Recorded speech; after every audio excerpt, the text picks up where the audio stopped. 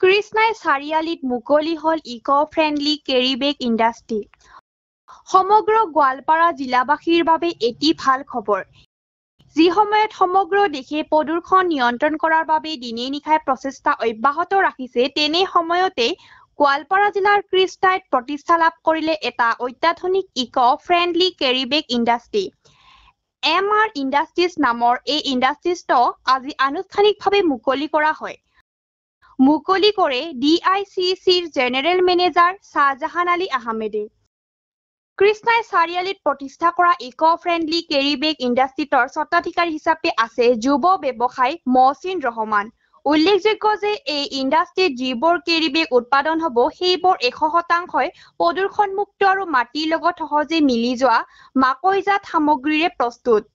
আজিৰ মুকলি অনুষ্ঠানত উপস্থিত থাকে যুৱ নেতা মহম্মদ হুছেইন সাজু, সমাজসেৱক আয়ুব খান, কৃষ্ণাই আছুৰ সভাপতি মানিদুল ইছলাম, সমাজসেৱক RS মণ্ডল তথা স্বত্বাধিকাৰী মহচিন ৰহমানৰ পিতৃ মহিনুৰ ৰহমানৰ লগতে বহু কেইগৰাকী বিশিষ্ট ব্যক্তি।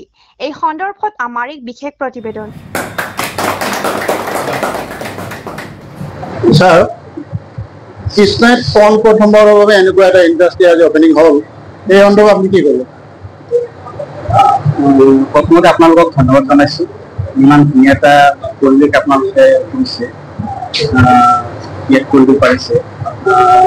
প্ৰথম মানে আপোনালোকৰ জৰিয়তে আজি যি উদ্বোধন অনুষ্ঠান সেইটো মানে লাইভ কৰিব বিচাৰিছে, মোৰ বিৰাট ভাল লাগিছে। আপোনালোকক ধন্যবাদ জনাইছোঁ পিছতে।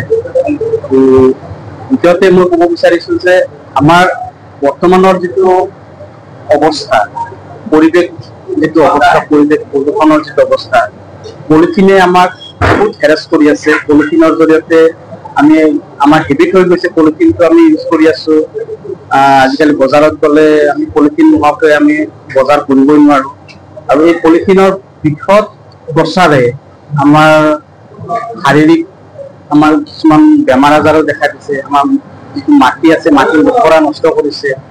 গতিকে তাৰ প্ৰতি মানে আমি কেনেকে হাত সাৰিব পাৰোঁ সেইবিলাক চিন্তা চৰ্চা আমাৰ গভৰ্ণমেণ্টে কৰি আছে। ইতিমধ্যে মাজে মাজে পলিথিন বেন কৰাৰো কিছুমান স্কিম লৈছে যাতে পলিথিনটো ইউজ নহয়। তাৰ পৰিপ্ৰেক্ষিতত পলিথিনৰ ছাবষ্টিটিউট হিচাপে আমাৰ যিটো বায়'ডিগ্ৰেডেবল কেৰি বেগ ইউজ কৰাৰ কাৰণে আমাক গভৰ্ণমেণ্টে বহুদিনৰ পৰা কৰি আছিলে, আমাক প্ৰেৰণা যোগাই আছিলে। তাৰে আমাৰ গোৱালপাৰা ডিষ্ট্ৰিক্টৰ প্ৰথম পদক্ষেপ হিচাপে আমি নতুনকে এটা বায়'ডিগ্ৰেডেবল কেৰি বেগৰ এটা ইণ্ডাষ্ট্ৰী আমি স্থাপন কৰিব সক্ষম হৈছোঁ। আজি বহুত ভাল লাগিছে। যিহেতু এইটো ব্যৱসায়ৰ কাৰণে কৰা হৈছে, আচলতে বজাৰখন দখল কৰাৰ কাৰণে কি প্ৰচেষ্টা ল'ব? ইয়াতে বজাৰখন মূল কথা হ'ল যে মাৰ্কেটিং যেতিয়ালৈকে নহয় তেতিয়ালৈকে প্ৰডাকশ্যন কৰি কোনো লাভ নহয়। প্ৰডাকশ্যন হ'ব যথেষ্ট, কিন্তু প্ৰডাকশ্যন তেতিয়া মানে ফলপ্ৰসূ হ'ব যেতিয়া তাৰ মাৰ্কেটিংটো হ'ব। গতিকে মই আপোনালোকৰ জৰিয়তে এটাই আহ্বান জনাব বিচাৰিছোঁ যে এই যিটো ইণ্ডাষ্ট্ৰী হৈছে, ইণ্ডাষ্ট্ৰীৰ মাৰ্কেটিঙৰ ক্ষেত্ৰত আপোনালোকে অলপ হেল্প কৰি দিব লাগিব, অলপ সহায় কৰি দিব লাগিব। এডভাৰটাইজমেণ্টত আপোনালোকে অলপ সহায় কৰি দিব লাগিব। আৰু আমাৰ যিবিলাক লোকেল মাৰ্কেট যিখিনি আছে, মাৰ্কেট পৰিচালনা সমিতি কিছুমান থাকে, কমিটি থাকে, তেওঁলোকৰ জৰিয়তে আমাৰ যিবিলাক মাৰ্কেট আছে সেই মাৰ্কেটবিলাকত যাতে মাৰ্কেটিঙৰ সুবিধাটো পায়, সেইখিনি ব্যৱস্থা আপোনালোকে সমাজৰ যিখিনি মানুহ আছে, ইয়াৰ কৃষ্ণাই অঞ্চলৰ যিখিনি মুৰব্বী আছে বা ইয়াৰ যিখিনি মুখিয়াল মানুহ আছে, তেওঁলোকে সেইখিনি ব্যৱস্থা যাতে কৰি দিয়ে আৰু ইণ্ডাষ্ট্ৰীটো প্ৰসাৰতা যাতে হয়, সেইখিনি আশা ৰাখিছোঁ। যাতে ৰাইজৰ উপকাৰ, আমাৰ ৰাইজ মানে চবৰে উপকাৰ হ'ব, অকল মানুহৰ উপকাৰে নহয়, আমাৰ মাটিৰ যিখিনি পলিথিনে যিখিনি মাটি বেয়া কৰিছে সেইখিনিৰ পৰা আমি মুক্ত পাব পাৰিম। ইয়াতে এই বস্তুটো উইদিন 180 days ভিতৰত মাটিৰ লগত ভেনিছ হৈ যায়। গতিকে মাটিৰ উৰ্বৰাটো আগৰ যিটো আছিলে সেই উৰ্বৰাটো আকৌ ঘূৰি আহিব, যিটো পলিথিনে আমাক বেয়া কৰিছিলে। ইয়াৰ ব্যৱস্থা গভৰ্ণমেণ্টে মাজে মাজে লৈ থাকে, এইটো আমাৰ এতিয়াৰ ভিতৰত নহয় যদিও গভৰ্ণমেণ্টে মাজে মাজে পলিথিন বন্ধ কৰাৰ কাৰণে কিছুমান ষ্টেপ লৈ আছে। কিন্তু আমাৰো দুৰ্ভাগ্য যে আমি কেৰি বেগৰ লগত ইমান হেবিট হৈ গৈছোঁ, আমি কেৰি বেগ নহ'লে আমি বজাৰ কৰিবই নোৱাৰোঁ, এনেকুৱা এটা পৰিৱেশ আমাৰ হৈ গৈছে। গতিকে আমি লাহে লাহে এই বস্তুটো আমি এইটো যিটো কেৰি বেগ আজি কৰা হ'ল, এই কেৰি বেগৰ যেতিয়া প্ৰসাৰতা বাঢ়িব তেতিয়া অট'মেটিকেলি আমাৰ পলিথিনৰ যিটো বেগ সেইটো আমাৰ ইউজটো বন্ধ হৈ যাব, তেতিয়া আমি নিশ্চিতভাৱে ফলপ্ৰসূ হ'ব ছাৰ, ধন্যবাদ। আপোনাক স্বাগতম জনাইছো। কথা হ'ল কৃষ্ণাত ফোন প্ৰথমবাৰলৈ এনেকুৱা এটা উদ্যোগ খুলিছে, সেই উদ্যোগটো খোলা চিন্তাটো আপোনাৰ মনত কেনেকৈ? আচ্ছা, এতিয়া মই পোনপ্ৰথমে ধন্যবাদ জনাইছো আপোনালোকক চবকে ইয়াত আহি আমাক সহযোগ কৰাৰ কাৰণে। তো বায়'ডিগ্ৰেডেবল বুলি যেতিয়া মই প্ৰথমতে কামটো শুনিছো তেতিয়া মানে চবে মোক সুধিছে যে একচুৱেলি এইটো হয় কি, মানে বহুতে এতিয়া হয়তো নাজানে, মানে সেইখিনি বস্তু সজাগতাটো এতিয়ালৈকে মানে বহুত কম আৰু। তো বায়'ডিগ্ৰেডেবল হৈছে মানে যিটো জৈৱিক প্ৰক্ৰিয়াৰ দ্বাৰা মাটিৰ লগত অতি সহজে মানে মিলি যোৱা বা মাটিৰ লগত গলি যোৱাটোকে মানে এটা গলি যোৱা এটা পদাৰ্থ, যিটো চাইণ্টিফিকেলি সেইটো বায়'ডিগ্ৰেডেবল বুলি আমি চবে জানো। আমি চবে জানো যে 2022 চনৰ পিছত মানে ভাৰত চৰকাৰে যিটো প্লাষ্টিক সেইটো সম্পূৰ্ণৰূপে প্লাষ্টিকটো মানে বেন কৰিছে। তথাপিও মাৰ্কেটত এতিয়াও মানে আনৱান্টেড অতিমাত্ৰা প্লাষ্টিক মানে প্ৰচলনটো বৰ চলি আছে। বিশেষকৈ কেৰি বেগটো যিটো আমি নৰ্মেলি বজাৰত দেখা পাওঁ, সেই কেৰি বেগটো আনৱান্টেড ভাৱে এতিয়াও বহু মানে ইলিগেলি চলি আছে, যিটো মানে আমি বন্ধ কৰিব লাগে। আৰু তাৰে পিছতে বায়'ডিগ্ৰেডেবল আমি একচুৱেলি কেৰি বেগটো বন্ধ কৰিব নোৱাৰো, কাৰণ কেৰি বেগ মানুহক লাগিবই, সদায় লাগিব। মানুহৰ জীৱনত সেই কেৰি বেগটো নহ'লে মানুহ বহুত অসুবিধাৰ সন্মুখীন হ'ব। গতিকে আমি সেই কেৰি বেগটোকে মেনুফেকচাৰ কৰিম, বাট আমি এটা সেই প্লাষ্টিকৰ ছাবষ্টিটিউট হিচাপে লৈ আহিছো বায়'ডিগ্ৰেডেবল, যিটো মানে প্লাষ্টিক নহয় কিন্তু বাকী বিশেষ মানে গোটেইখিনি প্লাষ্টিকৰ নিচিনা বস্তুখিনি আমি গম পাওঁ আৰু। খুব ভাল উদ্যোগ এটা কৰিছে, কিন্তু বজাৰখন যিহেতু প্লাষ্টিকে দখল কৰি আছে, আপোনালোকৰ এইখন হ'ল নন প্লাষ্টিক, মাৰ্কেটিঙৰ কাৰণে কেনেকৈ ব্যৱস্থা গ্ৰহণ কৰিছে? এতিয়া মাৰ্কেটিঙৰ কাৰণে আমি প্ৰথমতে মানে এৱাৰনেছ দিব লাগিব, গ্ৰাহকক এৱাৰনেছ দিব লাগিব। বিশেষকৈ আমি বুজাব লাগিব যে বায়'ডিগ্ৰেডেবল একচুৱেলি কি হয়। চ' সেইখিনি জানাৰ পিছত আই থিংক মানে গ্ৰাহকে অতি সহজে বায়'ডিগ্ৰেডেবলটো আদৰি ল'ব, মোৰ বিশ্বাস।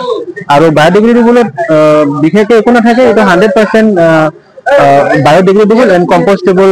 তাতে কিছুমান মানে বস্তু থাকে যিটো মানে অতি সহজে মানে মাটিৰ লগত মিহলি হৈ যাব পাৰে আৰু within 6 months।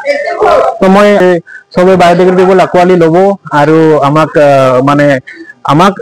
মানে ঠাইত এটলিষ্ট প্লাষ্টিক মুক্ত কৰাত মানে সহায় কৰিব।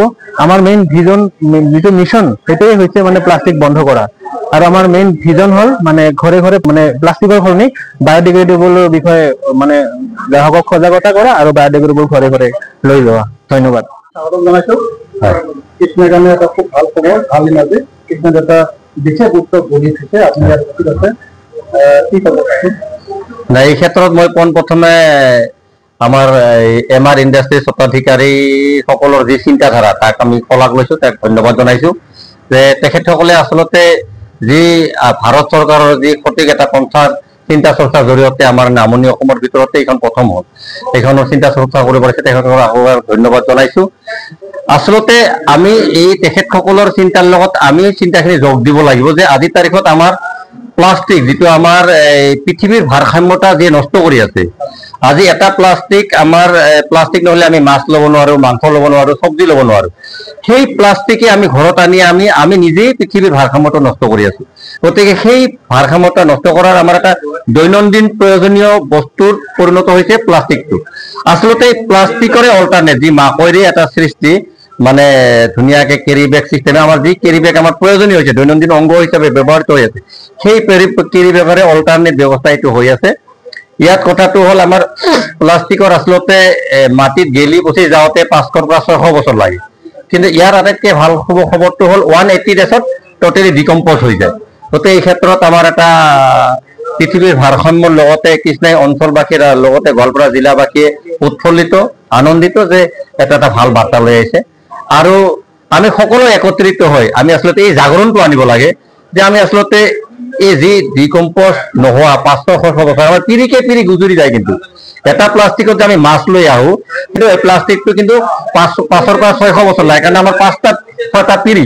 গতিকে এই ক্ষেত্ৰত আমি সকলো একত্ৰিত হৈ এই কথাখিনি আমি প্ৰচাৰ বেছিকৈ কৰিব লাগিব যে আচলতে প্লাষ্টিকৰ অল্টাৰনেট যি ব্যৱস্থা আমাৰ ইয়াত আহিছে সেইখিনি আমি বেছিকৈ ব্যৱহাৰ কৰিব লাগিব। ধন্যবাদ।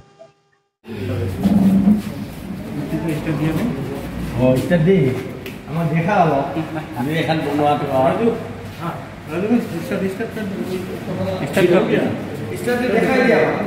সম্পূৰ্ণৰূপে বায়'ডিগ্ৰেডেবল হয় আৰু ইয়াত কোনো প্লাষ্টিক এড নাই বা প্লাষ্টিক যিটো সম্পূৰ্ণৰূপে 100% মানে কম্প'জেবল এটা কেৰি বেগ হয় আৰু এইটো আমাৰ যিটো বজাৰত বিক্ৰী হোৱা প্লাষ্টিক কেৰি বেগ যিটো আনৱান্টেডলি চলি আছে।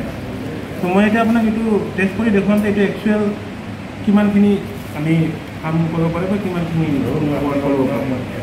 তো তাৰ কাৰণে আমি ইয়াতে লৈছোঁ ডিক ক্ল'ৰ'মেথিন বুলি এটা কেমিকেল আছে, যিটো মানে নেচাৰেলিভাৱে জৈৱিকভাৱে আমি নালা ড্ৰেইন যিবিলাকত মানে পোৱা যায় আৰু তো সেইটোৱে এইটো মানে যিটো মানে বেয়া পোৱা নালা নৰ্দমাত থাকেই মিথেন।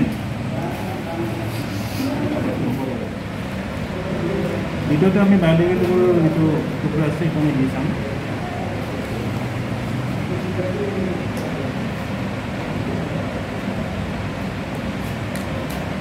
আৰু এইটো দিয়াৰ কিছু সময়তে আমি দেখিম যে বস্তুটো সম্পূৰ্ণৰূপে ডিজলভ হৈ গৈছে।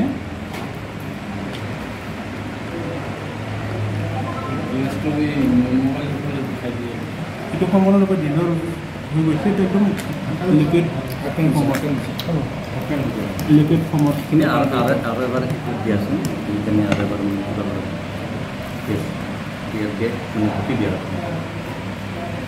এইটো কেতিয়াও মিথেনত ডিজলভ নহয়, কাৰণ মিথেন মানে গ্ৰেইন মাটিৰ যিটো কলা কলা এটা হেৰি পোৱা যায় সেইটো মিথেন থাকে। তো এইটো কেতিয়াও ডিজলভ নহয়, এইটো প্লাষ্টিক হয়। সেনেকৈ থাকে যেনেকুৱা অৱস্থা তেনেকুৱাই থাকে, কাৰণ এইটো সম্পূৰ্ণৰূপে ডিজলভ হৈ যাব।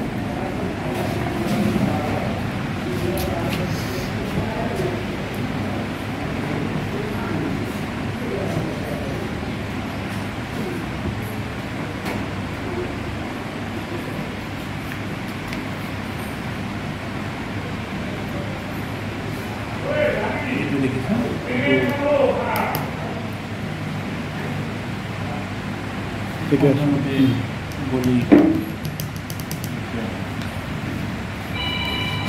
হ'ব পাৰ্থক্যটো এইখিনিয়ে আৰু কিন্তু যেনেকুৱা প্লাষ্টিক সেনেকুৱা অৱস্থাতে থাকিল, বাকীখিনি মানে কি কৰে।